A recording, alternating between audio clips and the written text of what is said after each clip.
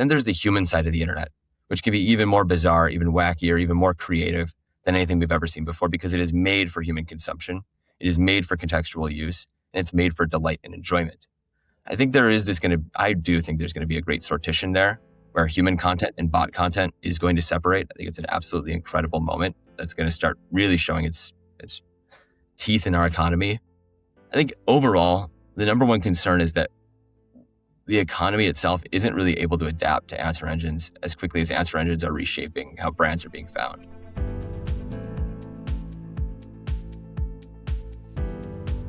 Hi, and welcome to the Media Copilot.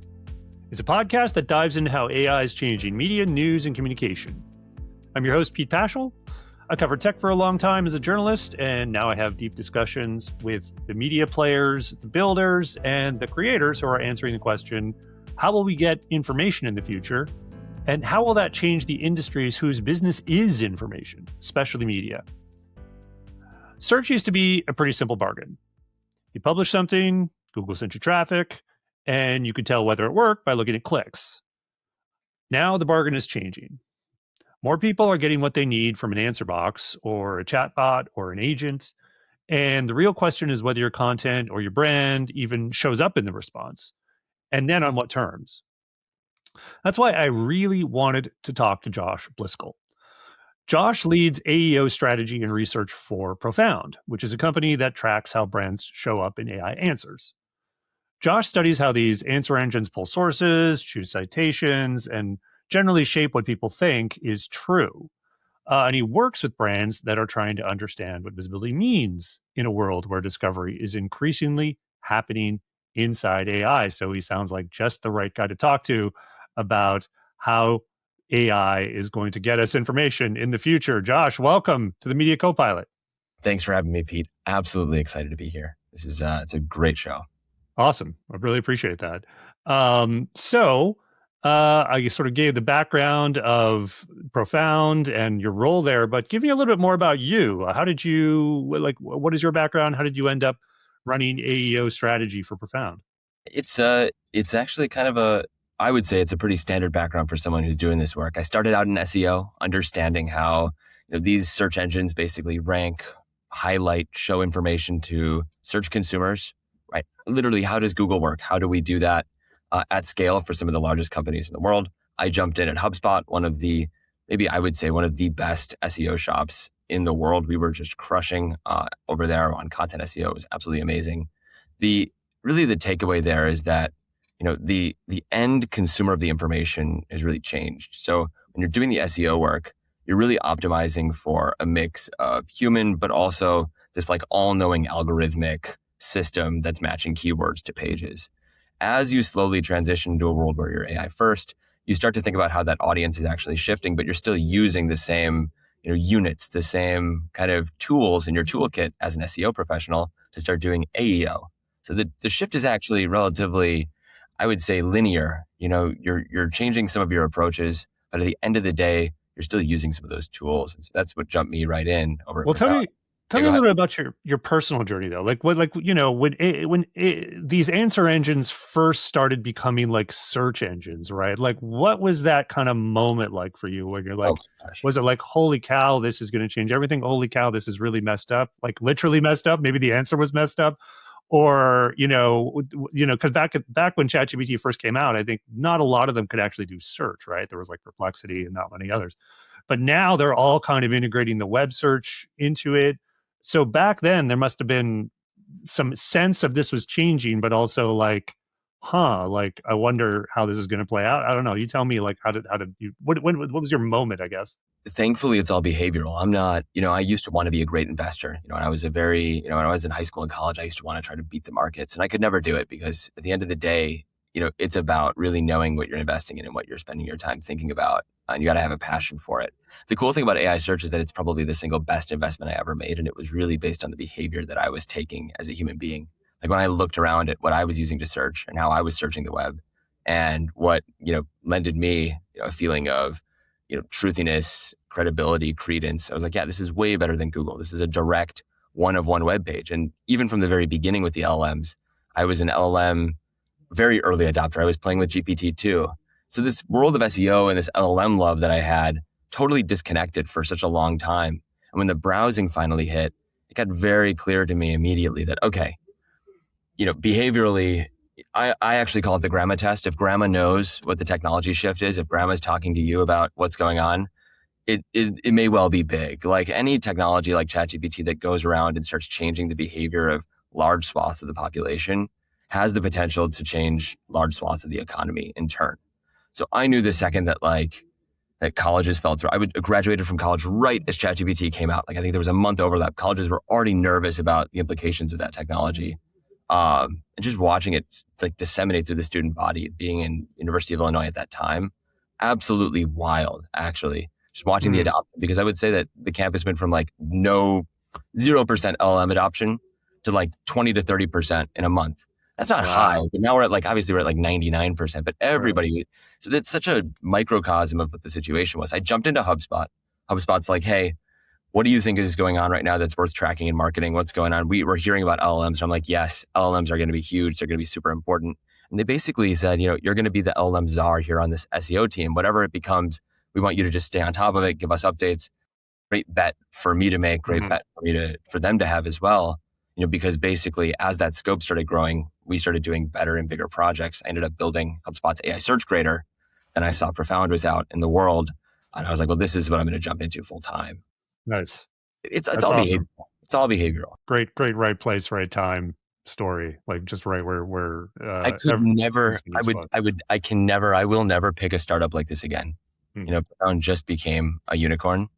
Will never be. I could stand in front of a million startups, and because I'm trying to pick the best startup, I would be unable to do it. But by following that simple logic of like what is interesting right now, you end up making a really great choice. Nice. So let's get back to the fundamentals here. You started to get into it a little bit on sort of the difference between SEO and answer engine optimization. Can you expand on that a little bit in terms of like you mentioned sort of the difference between keywords, and now we're talking about, I guess, citations, and maybe it's not a one-to-one, but give me at least like the top three things that are like different. Yeah, I think the keys here are that, first of all, the presentation of the answer itself is different, right? We are moving from a blue link based search world into something that's conversational. So everybody in the world is talking about right now, is Google going to win AI? Is OpenAI going to win the AI race? Who's going to win the AI race? At Profound, at least in my opinion, I think it's immaterial who wins the AI race, because at least in the AEO world, we know that the future of search, the UX of search itself, is fundamentally changing towards this conversational model. Like if we look at what search is going to become in the next 10 years, do we really think in 10 years it's going to be more of the same, or do we think it's going to be more conversational? Do we think search engines have unlocked a new user experience that is more compelling, more exciting, more interesting because it's innately more connected to simple conversation, simple question and answer? So, okay, if you buy into that, then you're like, all right, the UX has changed. What does that necessitate then? It necessitates that every conversational answer then is dynamically generated, one of one, for the user's specific context, using resources that the answer engine finds, trawls through the internet, and presents to the user in an answer format. What the second implication is, really the difference between AEO and SEO, is really the level of specificity here at play. In SEO, you're trying to win head terms. You're trying to win big, splashy pages for big terms like CRM, like MarTech. You're trying to dive in deep with long, detailed pages in that regard. When you're working in AEO, it's not like those pages have no value. It's that the actual value hierarchy starts changing, and the relative value of hyper-specialized pages, best CRMs for startups in the biomedical engineering space, starts becoming something that an answer engine would actually go out and use a query fan out. We can talk about what that means a little bit later, to actually search for. And if you own that resource or that result, you end up as a brand getting in that answer.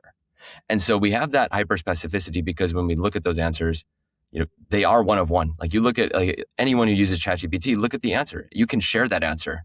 That answer is a web page. It's dynamically generated for you. The third thing, I think it's really important, is thinking about the utility of the content. We're talking about the media space. Obviously, the media space is part and parcel with all of these shifts. The actual utility of the content is more important now than ever before.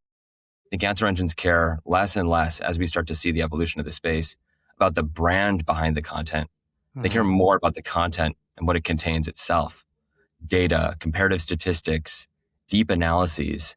These are the hallmarks of a good, strong AEO content strategy. It's Mhm. that an answer engine, you know, would infinitely prefer someone who takes the time to compare and contrast 10 of the best CRMs for startups in a very detailed way, rigorously, in a neutral way, across pricing, across tiers, across information, looking at what actually differentiates them in that market landscape, rather than as an alternative, going to each individual company's marketing pages, trawling through the marketing, looking for reviews, trying to understand how each of these companies are positioned.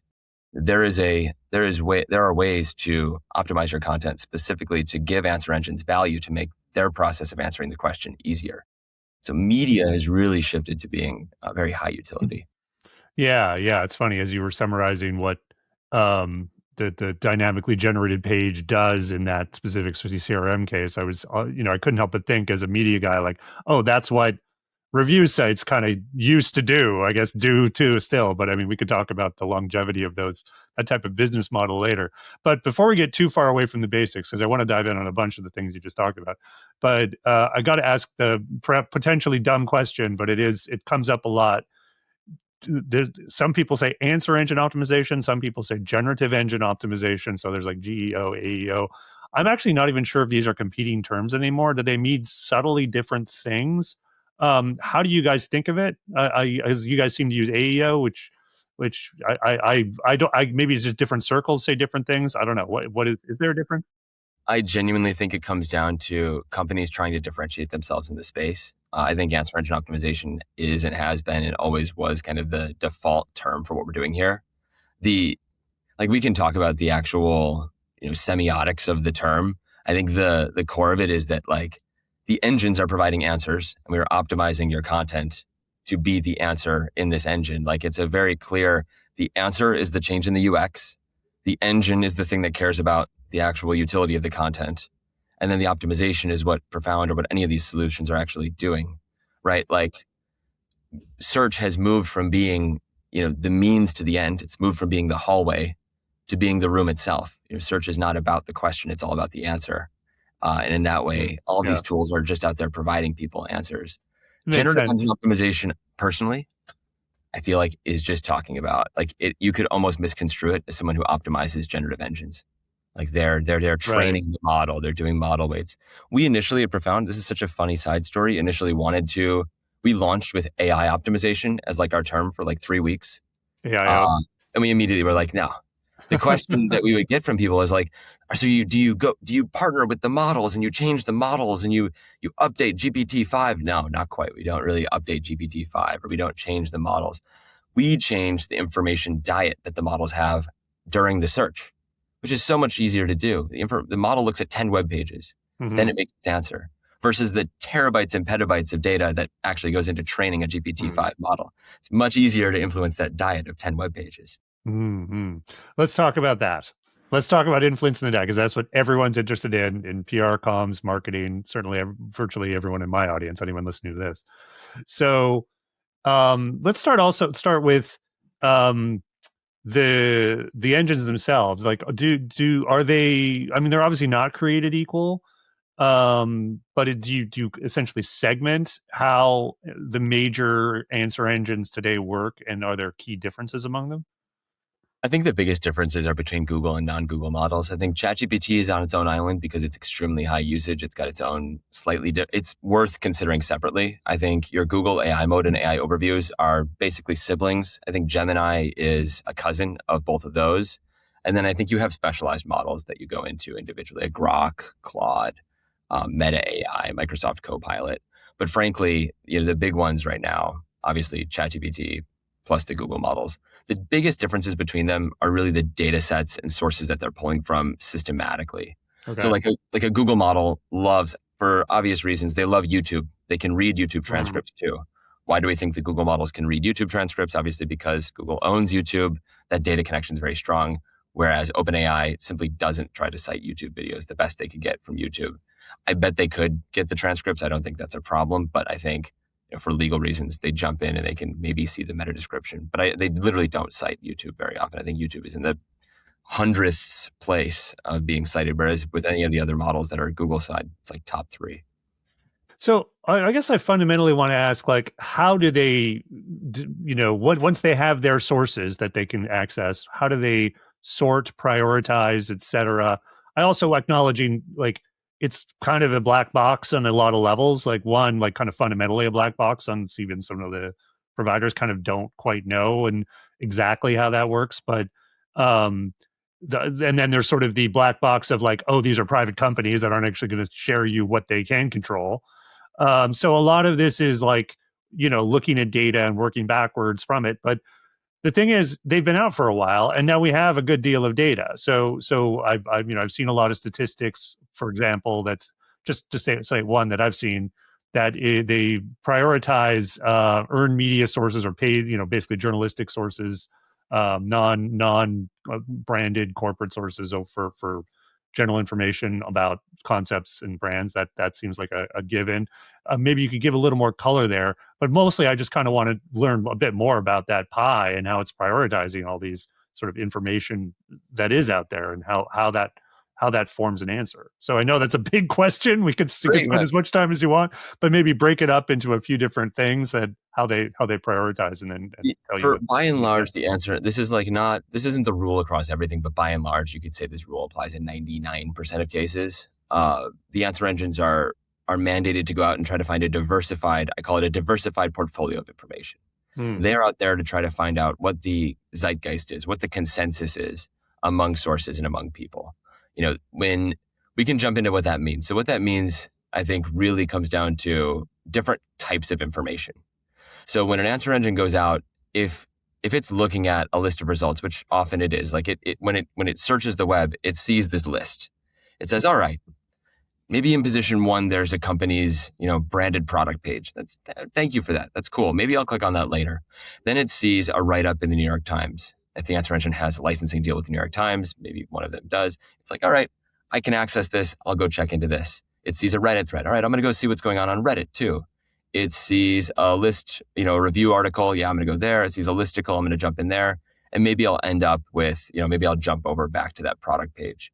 And the reason for doing that, even for questions that are like highly branded, I could ask, what is the durability of the iPhone 17's glass, right? Even for that, the answer engine's not only going to go to apple.com sources.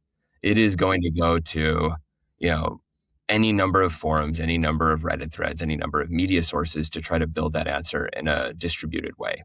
And that's to avoid any one source having influence. What it also means is for brands and for media professionals, the name of the game in a lot of cases is horizontal coverage of specific, really important queries. So what that actually ends up looking like, is something that I would basically describe as, I would describe it basically as like the 3 gates of AEO. One, feels like a Tolkien novel all of a sudden, but go on. One, you want to make sure, this is all just kind of like, this is all fluid stuff, obviously, but one, you want to make sure your content's fetchable. So you want to make sure that the answer engine can literally get onto the, like, no shade on the New York Times, but like a lot of answer engines can't access a New York Times. So what it means is that you're not even really going to be in the race. And for a lot of folks that have difficulty licensing their information, they will fail at that first gate. The second gate is being chosen. So what that ends up looking like is, all right, I now have my list of resources I can click. Now, which one of these resources or which number of these resources do I feel like would be worth including in my information portfolio if I'm an answer engine? I'm going to grab some media sources. I'm going to grab some social sources. I'm going to grab some owned sources. But within those sources that I'm going to grab, I want to make sure that the actual title, the meta description, the URL actually gives the answer engine confidence that it solves the question at hand. So if I'm asking, what are the best waterproof gloves for a New York City winter? I've got a page right now ranked at the top that says, here are the best winter gear items for 2026. Below it, it's what are the best waterproof gloves 2026. As an answer engine, I'm going to say, well, I have way more confidence. I'm not even sure if the publisher in this case matters, because I know that that second source is very likely to contain the specific framework or specific analysis around exactly what I'm looking for. And thus, I have higher confidence. I'm going to go click on that page and I'm going to choose that page. The third gate, and by the way, the second gate is where most companies fail. You want to have content that looks like it contains the answer. You're literally marketing the page or the cover of the book. Third gate is extractable, right? You've got a great piece of content. It's not blocked. The answering engine comes onto the page. But if it's JavaScript rendered, it's a blank white page. If the answer is in a huge paragraph, the answer engine cannot summarize content. When it gets on the page, it has to be able to extract a snippet of text from that content that contains whatever answer you wanted to take back to the user. If that answer is long form, written out, very distributed, you don't have that kind of weighty, substantive piece that it could just chop out. The things writers like to do, the answer engine doesn't love. It's tricky. Right. What you end up doing is you end up basically giving the answer engine a punchy 2 to 3 sentences that directly answers the question. Right. That's it. It's the deal. And is there a, just sort of to maybe satisfy the writers, is there a way to have the answer engine see that, but also have a piece of prose that is, Absolutely. is it, and are both visible? Is one not visible to humans and one visible to bots? Both can be be a bit of a bifurcation here. No, that's called cloaking. That's a no-no in SEO. You don't want to. I thought so. Much.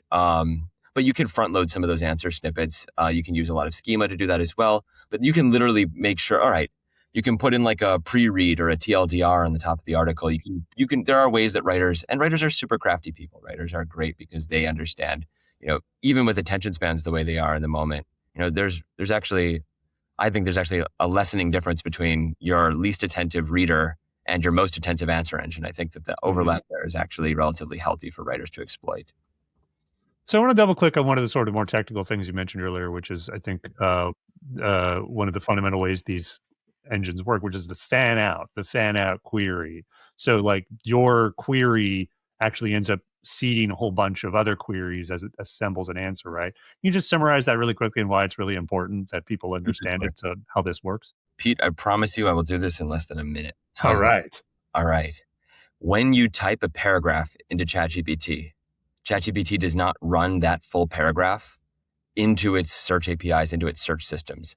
It says, thank you for this context, Pete. Really appreciate it.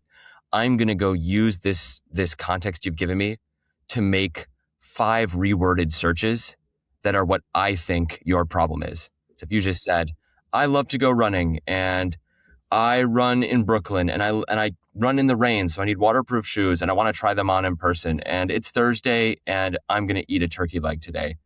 That you've just sent that off as a prompt. The answer engine is going to say, okay, thank you for all that. The searches are going to be best running shoes stores, Brooklyn, best men's running shoes, best waterproof running shoes. Boom, boom, boom. That's the search. That's the results. So what people don't really realize is that the searches are actually arbitrated and controlled by the answer engines. And knowing what those searches are is really how you can understand what those end citations are going to be and what you need to orient your content towards. Someone who puts a prompt in that thinks the prompt is A might actually find that the prompt is B by the time the answer engines reword that prompt into something else. So if you're being really optimal about it, you want to follow the fan outs. Nice. And how do you find out what the fan outs are?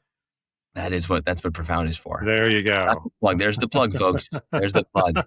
Profound.com. You just teed it up for me there, Josh. I had to take it.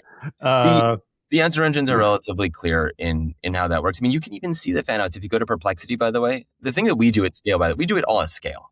Everyone can kind of see this data. If you're really sharp-eyed, you can see that the answer engine will show you what its searches are. Basically, those drop-downs you can do as it's working. Things, where it's like searching, and then it puts in quotes what it's actually searching. That's a fan out. Yep. Yeah. That's measurable. Yep. You mentioned about it's come up all the time in searches, particularly when you're searching for that consensus. And you mentioned Reddit. There's other sites that are have a lot of good human generated user content. The thing is, what that sort of starts to sort of delve into is, well, what if Reddit is full of it? What if it's just joking? What if it's or whatever, right? Which was early on, I'm sure you remember when AI overviews first debuted, it was all glue on pizza, and it wasn't really like the engine had a problem. It was like Reddit had a problem. But at the same time, it's like, well, that does make it the engine's problem. So there's kind of this Credibility, I guess. I guess that's my question. Like, how do these answer engines, as you're looking for good information, sort of weigh the credibility of this as it's building consensus? Like, credibility, I guess, is a substitute for maybe truth. Well, that's a loaded word, though. So let's just go with credibility. People are always saying like, "Oh my God, Reddit is up in AI search. Reddit's down in AI search. What's going on with Reddit? What's going on with these channels?" The interesting thing is that, you know, especially with like a Reddit is the manifestation of UGC in AI search.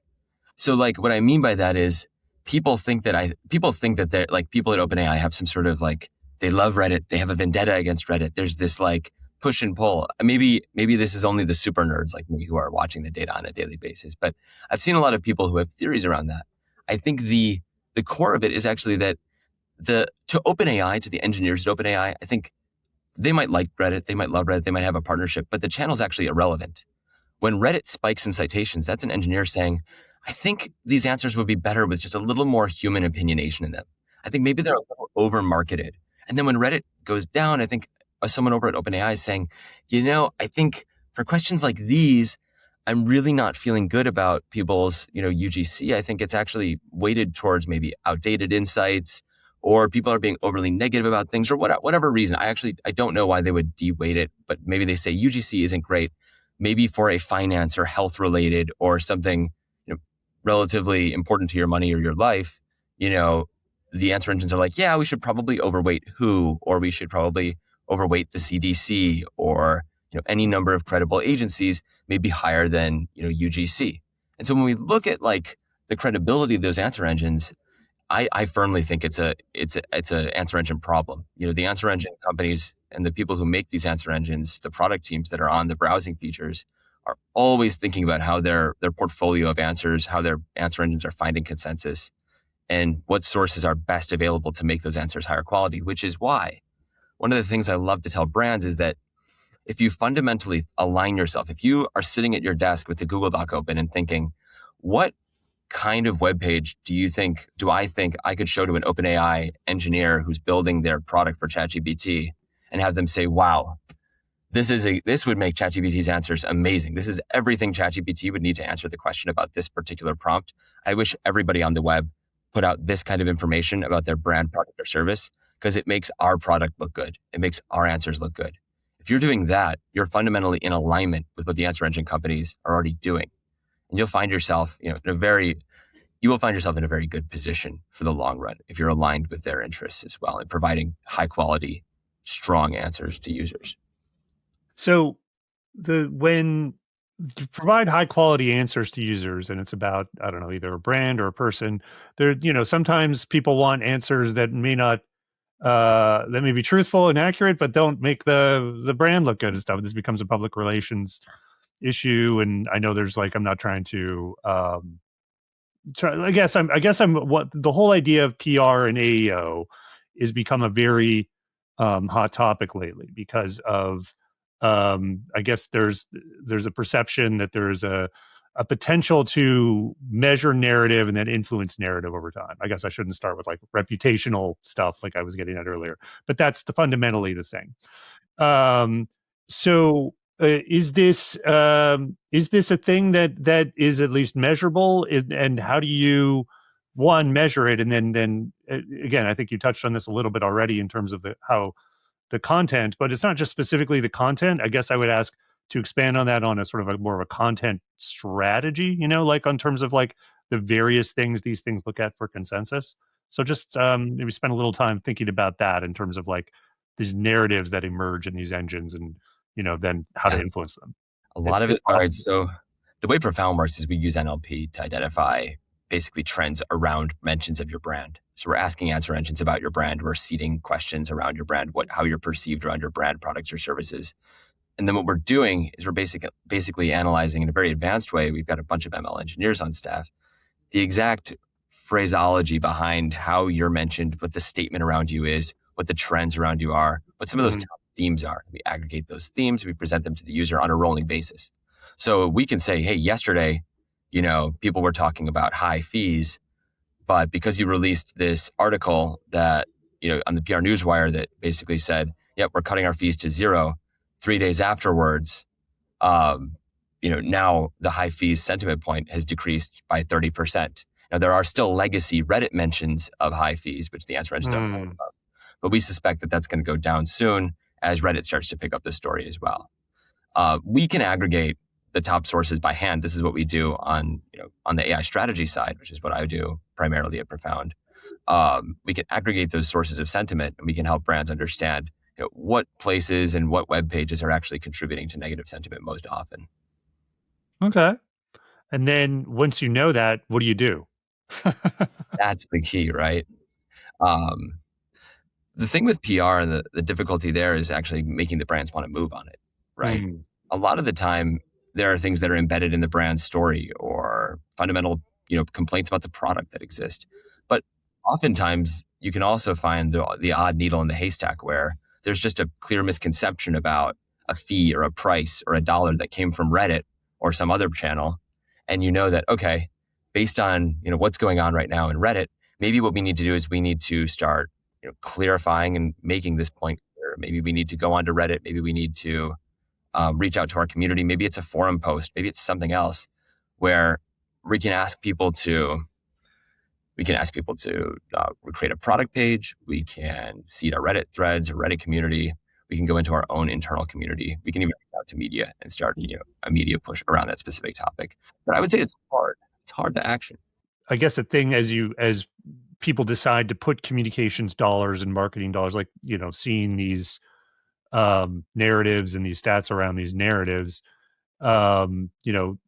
could they see, like, is the idea they see them directionally go in one direction or another versus those dollars? I figure that's like the ROI question that people are going to have as they do these things. And you've sort of mentioned that some stuff are sort of fundamentals, like people are always going to, I mean, I won't use a current project, but back in the day, people will always like slam Internet Explorer. Doesn't matter how much marketing Microsoft put against it, right? But in certain cases, it might be different. And I guess what are the main sort of narrative measurement? Is there a KPI specifically that you kind of point to? Sentiment themes and the presence of sentiment themes is really the key. Like, how prevalent is this particular theme in answers from this particular answer engine from this date versus a different date? And how is that trend moving directionally is exactly right. And does recency matter more with GEO or AEO? Or do you find so? It's like if there's a big race. Yes. Because that's one of the only ways that you just end up being able to bury something you don't like. It's because you can actually truthfully and provably prove that is either outdated or it doesn't exist anymore. Because the answer engines, frankly, were punished in their early days for how, I'm not going to say out of touch. I think out of touch is the wrong word, but for how disconnected they were from real-time discourse. You would ask, like, who's the president? It would be the wrong president because it didn't have external database access. People love testing answer engines on the up-to-date information, directness. Can you literally tell me the news today? Now we're at a point where the answer engines, even before 2026, I would ask an answer engine, we could look at the query fanout data. What's the best men's running shoes?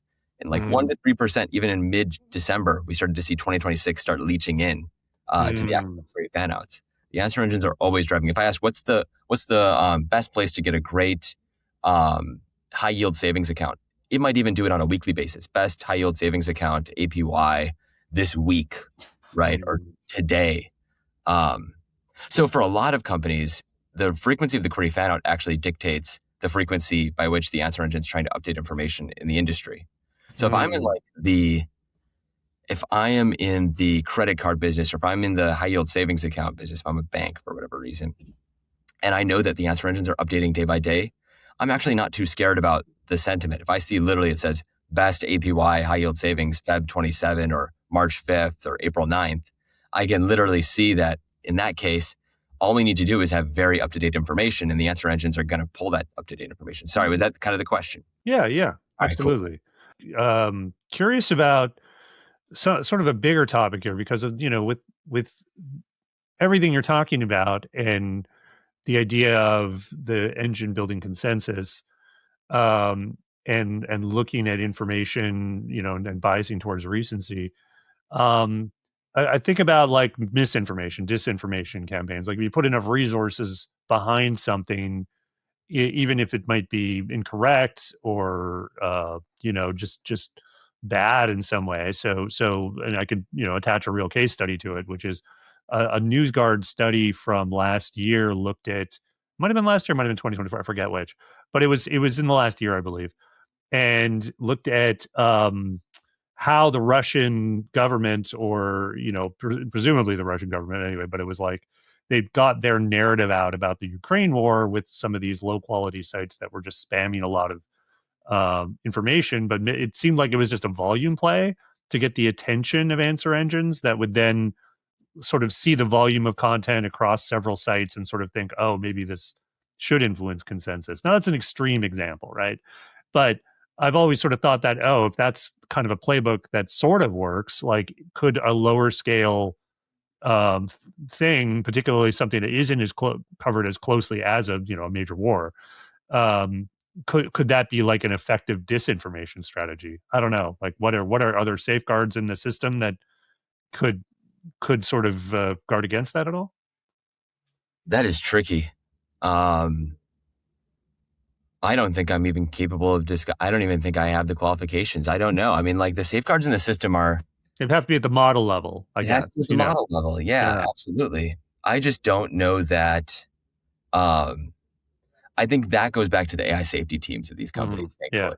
Like there are people greater than we who are thinking about how to make sure the information is at least, truthy. And I think like the consensus thing solves part of it. But I think if you have, is consensi the plural of consensuses? If you have, a consensus around something that's clearly false, I don't know that there's enough safeguard there yet. I think it's tricky to say that the answer engines are going to be able to interpret. If there's 100 web pages and all of the Reddit threads and all of the earned media and all of the product pages and all of the news sites, if you could ostensibly get them all to say the same incorrect fact, I don't know that there would be enough, credibility there for the answer engine to say, wait, hold on a second. Now, thankfully, the ability to influence something at that level of scale, incredibly difficult to get everyone to say the exact same thing. Thankfully, we have an open and free internet, but it is tricky. Yeah. We touched on it earlier, but you talked about how certain engines block certain sites, or no, sorry, rather the other way around, certain sites block certain engines. And, it's an issue for surfacing specific publishers and various things in specific answers. That there are reasons for that. And there's a lot of stuff being talked about, litigated, industry coalitions about whether content should be scraped and should the compensation and all that. But I guess I would ask you, because this obviously AI engines and AI search is increasingly being used, it's rapidly becoming the norm. What do you think is the strongest case, absent some kind of court ruling or absent some kind of widespread adoption of a standard for compensation? What is the strongest case you would make for like a publisher on why they would want to be cited in these answers from the business case, essentially, even if it isn't giving them the CPM revenue that they used to rely on, just a few years ago? The business case comes down to the changing UX of search, right? The business case comes down to self-selection. It comes down to the kind of business you want to have. Do you have at the end of the day, how do your users read and find your content? What is important to you? If I am the economist, and I don't know enough about the news and media ecosystem to say how these media ecosystems work to the level of granularity. I'm sure others who are listening, maybe, obviously yourself would know. But if I'm the economist, do I think that my readers open their phone and click the Economist app and really there's no reason to try to approach, net new readers from the web who are going to look for a story or find a story there? I think that's a hard decision to make. I think that's a hard argument to make, to say, we are kind of a fenced world. You won't be able to find out about our content unless you're either on Google, going through the 10 blue links, someone shares it with you, or you have a subscription. Because these answer engines, I think the ideal world for these publishers is more, let me give you the other alternative. Let's say, all right, that's one extreme, that it's a walled garden, you're out of it. The other extreme on the other side of this is that everything's open season and all of the media publishers want all of their content to be trawled and presented by answer engines directly to users in those answer engines. I think that's also awful. That basically commoditizes information. It punishes good journalism. It means that basically your information is all just the same, and we're all in this like slopified world where everything is just reproduced and represented to people for free for no cost. It's hard to have an incentive there without without obviously a revenue incentive or a way to attribute portions of an answer that came from certain people. If OpenAI tomorrow said we have a quantum computer and we're now figuring out exactly how to give journalists and publishers perfect attribution for every exact character that they're contributing to each of the answers and exactly attributing where those facts are coming from. Amazing world. I think the middle of the road is actually what's really going to happen, which is that I think MCP is like this glorious way out. I think a lot of MCP, blah, blah, blah, a lot of people want to talk about it like it's this buzzword. What it basically means, obviously, is that you're going to connect your LLMs, your answer engines, to outside sources. I myself would love to add my 3, 5, 7 different media subscriptions, my New York Times, my Economist, my Wall Street Journal, my Barron's, all my other, my New Yorker, my Fortune, all of those to Claude and say, what's the latest news? And Claude being like, well, you've got a lot of subscriptions. I can actually go find a lot of great stories for you. Here's this great, opinion piece. Here's this great piece. Pete just dropped a piece about AEO here. You should read that. Boom, boom, boom. Here's your digest. That's my ideal world. Maybe even like, here's the stuff that we know interests you now from those sources. And for some of them, it's like, hey, there's some secondary sources that I also have access to that you might want to check out. And besides that, I think that there also needs to be this world where like an economist would ideally want their stories to be teased in an AI's answer, that the AI know what the story is, but not reproduce the content. To say, hey, there's a great story about this. You might want to check it out, but I can't tell you what that story is for obvious reasons. We haven't figured out multi-level access yet. Like you either have access or you don't. And that world is also very binary and should be subject to change as well. Yeah, to me, it's more than just the strong business case. It's almost the raison d'etre for media going forward, which is that if you give really good answers for a really tight audience, AI is a great sorter for that audience to find that content. And so, is again, to your point, as long as it's not giving the whole thing away or even the key parts of it, but is giving you that bridge with the proper citation, it can be possibly the best discovery engine. But that's a lot of ifs. A lot of ifs. This is great. Well, as we wrap up here, I think we've kind of touched on this a bit, but last question is always the same. What is one thing you are concerned about our AI media ecosystem going forward, and what's one thing you're hopeful about?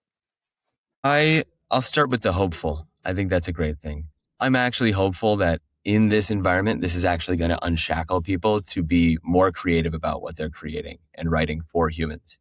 I think a lot of people think that I think in any given world where you have people who are ostensibly arts professionals who create things, creators, they see these AI technologies coming out and they think, what is my place in this economy? I think now more than ever, the importance of curated human creation and actually that creation that is almost unshackled from performing double duty. What I mean is that like in the SEO world, I'll speak on this as an SEO with having never created anything of substance, that you're creating a web page or you're creating an article, or you're creating a list, or you're doing some really incredible work, but you need it to appeal to humans and you need it to appeal to Google's algorithm and you need it to be structured and you need it to be structured like so, and you need it to be readable and you need it to be formatted in a certain way. I think there's a world where we have two levels of information and two kind of information superhighways, where one is this kind of bot first world where everything is structured, everything is data, pipelines between different sources of data and databases, and the answer engines are able to pull from it and answer questions. Then there's the human side of the internet, which can be even more bizarre, even wackier, even more creative than anything we've ever seen before, because it is made for human consumption. It is made for contextual use, and it's made for delight and enjoyment. I do think there's going to be a great sortition there where human content and bot content is going to separate. I think it's an absolutely incredible moment that's going to start really showing its teeth in our economy. I think the concern there is that I think overall, the number one concern is that the economy itself isn't really able to adapt to answer engines as quickly as answer engines are reshaping how brands are being found. The number one fear that keeps me up at night is thinking about, as these answer engines are adopted, how are people expanding what they're capable of monitoring? How are they expanding what they're capable of doing as marketers, as writers, as artists, as creators, in a world where the layer between people and their audience is now in large part, or in a pretty substantial part, arbitrated by these answer engines, which are really acting as the connective infrastructure or tubing. I would say, what's a great gallery to go to in New York? I'll ask ChatGPT. Or who's creating some of the best AI journalism right now, some of the best pieces? All of that's going to be arbitrated by an answer engine. I think there's this crazy world where I think some of the economy knows what's going on and a large part of the economy doesn't. And I think that's a challenge. I think that's a challenge just, information equality wise, just informationally for all the players in the global economy. I think everybody is subject to this. All right, we'll leave it there. Josh Blyskal, thanks so much for dropping by and chatting. Appreciate it. Absolutely. All right, we'll check in again soon. Absolutely. All right. Take care, man. Thanks for listening to my conversation with Josh Blyskal.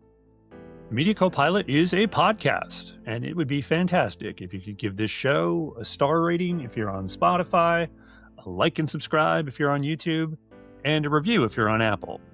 All those things really do help the show because it'll put our podcast in front of more people. The Media Copilot podcast is produced by Michelle Musso and Ryan Huntington of Musso Media. Look for their link in the show notes, and don't forget to subscribe to the Media Copilot newsletter as well. Thanks again for being here, and I'll be seeing you in the future.